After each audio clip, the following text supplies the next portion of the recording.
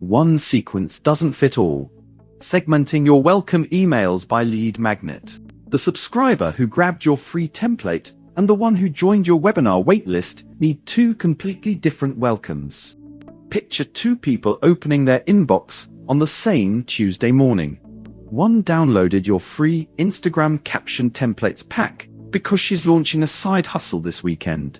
The other joined the waitlist for your live pricing webinar because he's been stuck at the same revenue number for 6 months. If both get the identical 5-email welcome sequence that opens with "Thanks for joining my list" and pivots to a generic pitch on day 4, you've just told two very different buyers you don't know why they showed up. That's the quiet leak in most creator email funnels. Not a lack of automation, but a lack of relevance. Why one welcome fits all leaves money on the table. Every lead magnet you offer is a filter, not just a list growth tactic. Someone who downloads a checklist wants a fast, tactical win right now. Someone who registers for a live webinar is willing to trade an hour of their evening for depth. A warmer, more invested lead than the checklist grabber, even though both technically opted in. Treating both the same in your welcome flow means underwhelming your hottest leads with fluff, or overwhelming your coolest leads with a hard pitch before they've gotten any value. The fix isn't complicated, but it does require you to stop thinking of your welcome sequence as one asset and start thinking of it as a small family of sequences, each keyed to a specific entry point. If you're already running your storefront through store.fan, you likely have several free and paid offers living side by side. This is exactly the setup where segmentation pays off fastest, because your lead magnets are already doing double duty as both list builders and product previews. Map your lead magnets to buyer intent. Before you touch your email tool, sort every free opt-in you offer into an intent bucket. Most creators land on 3 or 4 buckets total. You don't need 10. Here's a starting map you can adapt. Quick gut check. If you deleted the name of the lead magnet from your first welcome email, would the email still make sense? If yes, it's too generic and isn't earning its segment.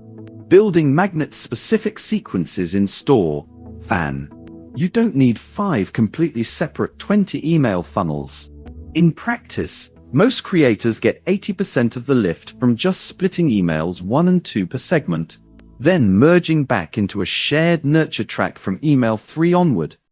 Here's the setup that works without turning your backend into spaghetti.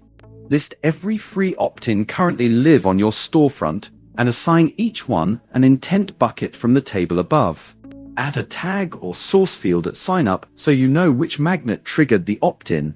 Most email tools capture this automatically per opt-in form.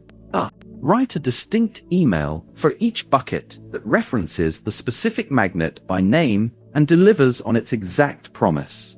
Write a distinct email that goes one layer deeper into that magnet's topic. A bonus tip, a common mistake, a short case study.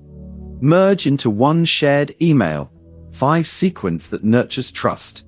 But keep the closing offer flexible so it can point to the product that matches each segment.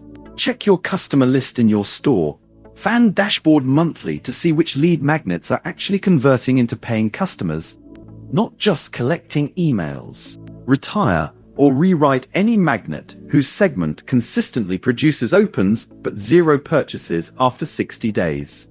This is also where a well-organized storefront pulls its weight, because store.fan lets you list free lead magnets alongside your paid products, templates, courses, and coaching calls on one page.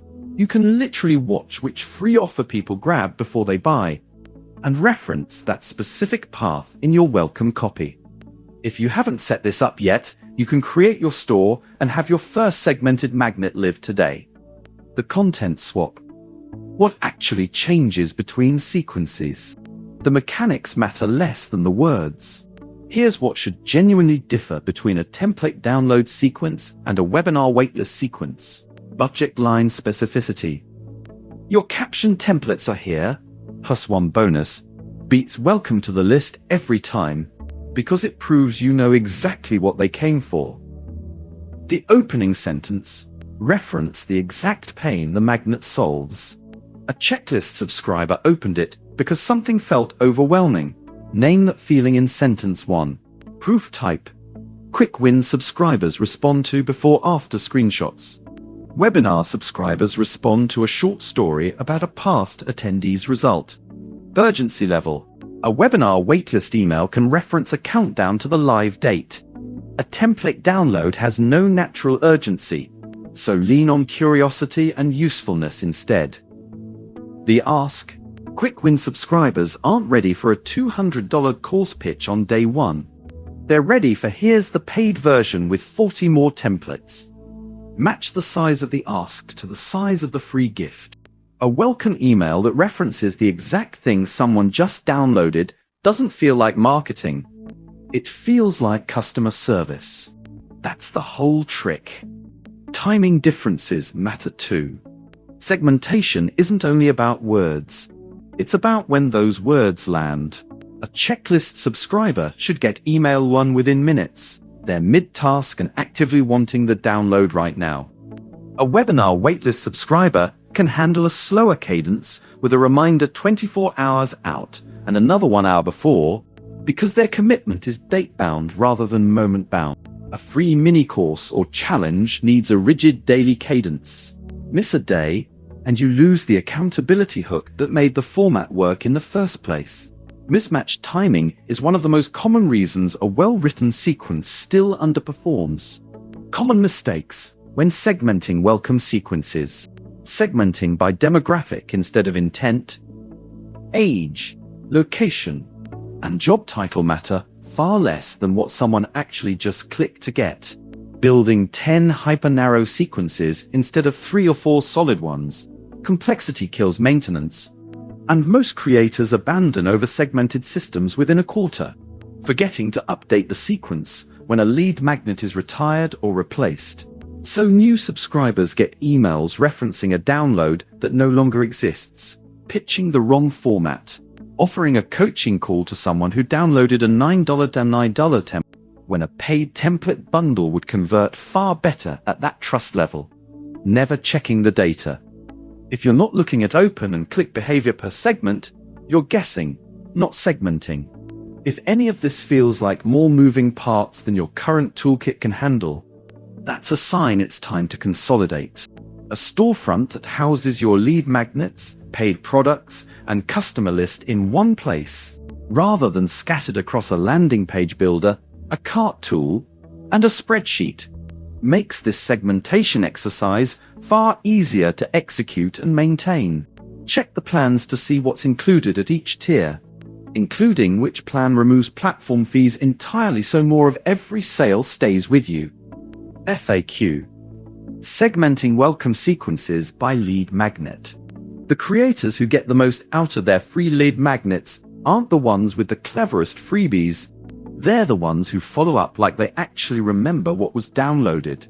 That's a solvable problem with a handful of extra emails and a little upfront sorting, not a rebuild of your entire funnel. Start with your 2 most popular magnets, write 1 distinct opening email for each, and watch what happens to your free-to-paid conversion rate over the next month. Key takeaways. A single generic welcome sequence ignores the specific intent signal your lead magnet already gave you for free. Group your opt-ins into 3-4 intent buckets: quick win, deep dive, event-based, community, and write a distinct opening email for each. The offer at the end of a segmented sequence should mirror the format of the magnet that hooked them. Template people by templates, workshop people by courses. Tagging subscribers at sign up and branching your automation is the unlock. Most email tools and store.fan's customer list can support this with basic setup. Segmented sequences consistently convert lead magnet grabs into paying customers faster because the first email already feels personal. Start your creator store free at store.fan.